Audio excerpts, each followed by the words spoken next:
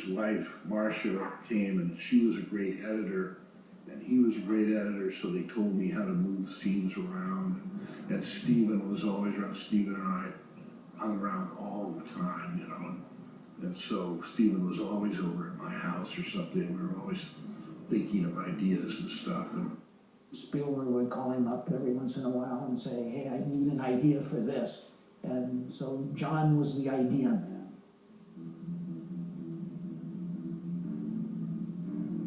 Well, John had come down to the Shark Shack with me several times. The Shark Shack was out in the San Fernando Valley. It's where we were building the mechanical shark. John really enjoyed it because he liked to kind of like stick his whole body into the maw of the shark. You have to imagine John, who always had some girth, you know, thrust into the shark, and all you saw was his rear end and his legs. And you would suddenly hear John yelling, "Jaws!" And it would echo throughout the belly of the polyurethane mechanical steel shark. But because of that, you know, John was interested. I gave John the script to read, and John read the script and thought it was a good script.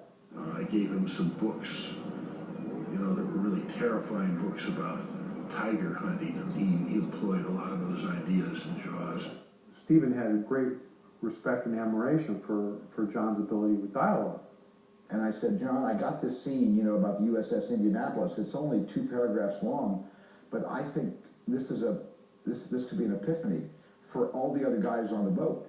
The Richard Dreyfuss character, the Roy Scheider character, and the Robert Shaw character, to be able to share this kind of catharsis about what happened in 1945. But it's too short, and Howard's not doing any more writing on the movie, and will you take a crack at this? And he said, sure. Wrote it over the phone. I got 10-page monologue back from John. A 10-page monologue, which basically was very close to what's in the movie. It was the perfect way of letting the world know, and the perfect way for us to know about his personality, about Quint.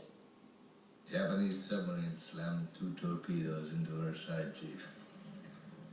He was coming back from the island of Tinian to Lady. He just delivered the bomb, the Hiroshima bomb.